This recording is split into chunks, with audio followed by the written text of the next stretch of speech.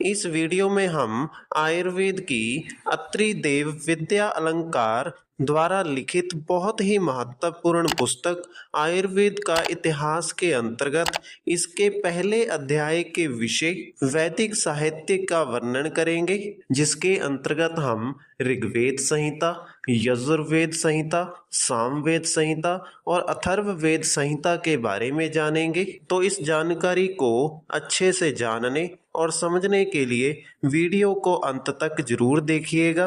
वैदिक साहित्य की व्याख्या के पहले पैरे में लिखा है, ऋक्, यजु, साम और अथर्व ये चार वेद हैं। इनके चार उपाग हैं, यथा धनुर्वेद, गंधर्व वेद, स्थाप्य वेद और आयुर्वेद। वेदों का विभाग होता अध्वर्यु, उद्गाता और ब्रह्मा के रूप में किया गया है। ब्रह्मा का काम यज्ञ कार्य का निरीक्षण है, जिससे यज्ञ अनुष्ठान में कोई त्रुटि ना हो। उसे शेष तीनों के कार्य का ज्ञान होना चाहिए। विघ्न होने पर वह मंगलकारी मंत्रों से उसे दूर करता है। इसके लिए उपयोगी मंत्र अथर्ववेद में है। इसी से अथर्व का संबंध आयुर्वेद से है। मंत्रों को संहिता भाग कहा जाता है। वेदों की व्याख्या वाले भाग को ब्राह्मण कहा जाता है। ब्राह्मण के तीन भाग हैं, ब्राह्मण, आरण्यक और उपनिषद। प्रत्येक वेद की अपनी अपनी शाखाएं हैं। अपने अपने ब्राह्मण, अपने अपने आरण्यक और अपनी अपनी उपनिषदें। आरण्यक अरण्य में रहकर अर्थात वानप्रस्थ आश्रम में पढ़े जाते हैं। उपनिषद गुरु के समीप बैठकर पढ़ी जाती हैं। इसके बाद अगला हेडिंग ऋग्वेद संहिता का लिखा है, जिसकी व्याख्या में लिखा है, इसका विभाग अष्टक, अध्याय, सूक्त एवं मंडल अनुवाक। सूक्त इन दो रूपों में है।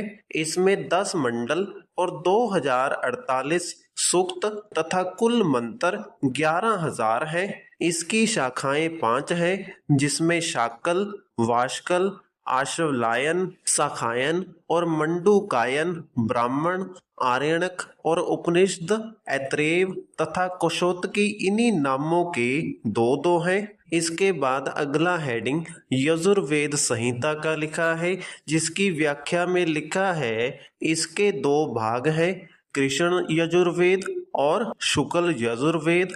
इस विभाग का कारण वैशंपायन और याज्ञवल्क्य ऋषि का झगड़ा है।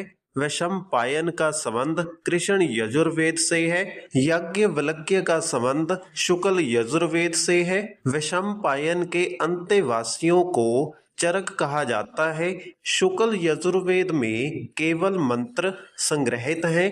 कृष्ण यजुर्वेद में मंत्र तथा गद आत्मक विनियोग है। यजुर्वेद में 40 अध्याय हैं। शुक्ल यजुर्वेद की दो शाखाएं हैं, काणव और माध्यनिंदन। ब्राह्मण शतपथ है, आरण्यक भी शतपथ अकेला है। उपनिषद ईश उपनिषद और वृहद आरण्यक है। कृष्ण यजुर्वेद की 4 संहिताएं हैं। कृष्ण यजुर्वेद की 4 संहिताएं हैं, तैत्तिरीय, मैत्रायणी, काठक और कपिष्ठल। इन्हीं 4 संहिताओं के नाम से 4 शाखाएं भी हैं। आरण्यक तैत्तिरीय नाम का अकेला है। उपनिषद तैत्तिरीय, मैत्रायणी और कठोपनिषद है।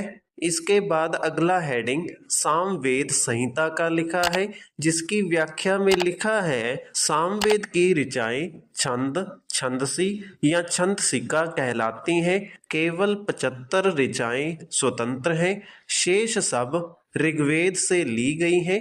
शाखाएं 3 हैं, कयुमी, जमीनीय और रणयनीय। ब्राह्मण 4 हैं, तांड्य, षड्विंश, संविधान और जमीनीय, आरणव्य, छंदोग्य और जमीनीय तथा उपनिषद छंदोग्य, कैन और जमीनीय है। इसके बाद अगला हेडिंग अथर्ववेद संहिता का लिखा है, जिसकी व्याख्या में लिखा है, इसमें 20 कांड हैं, जो प्रपाठक, अनुवाक और सूक्तों में बटे हुए हैं। शाखाएं शौनक और विश्वलाद है, ब्राह्मण गोप्य है, उपनिषद मुंडक और मांडुक्य है। इसके बाद अगले पैरे में लिखा है प्रत्येक वेद के साथ उसके सूत्र ग्रंथ भी होते हैं। सूत्र ग्रंथों का विशेष संबंध ब्राह्मणों से है। ब्राह्मण भाग बहुत विस्तृत होने से कंठ करना संभव नहीं था, इसीलिए इसे सूत्र रूप में संग्रहित किया गया जिससे स्मरण रह सके। सूत्रों के आगे स्मृति है। इसी से कालिदास ने कहा है गुतेरिवार्य स्मृतिरवगच्छन्। वेदों से चला ज्ञान का प्रवाह भिन्न भिन्न रूपों में बहता हुआ स्मृति के रूप में आकर समाप्त हुआ है।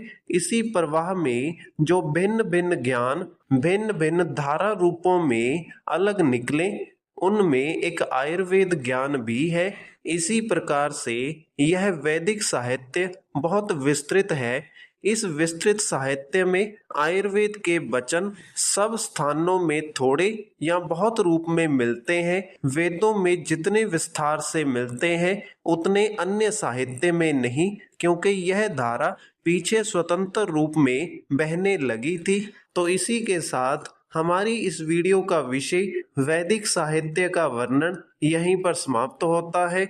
अगर आपको वीडियो अच्छा लगा तो वीडियो को लाइक करें और इसी प्रकार से आयुर्वेद से संबंधित निरंतर वीडियोस प्राप्त करने के लिए हमारे चैनल को सब्सक्राइब करें।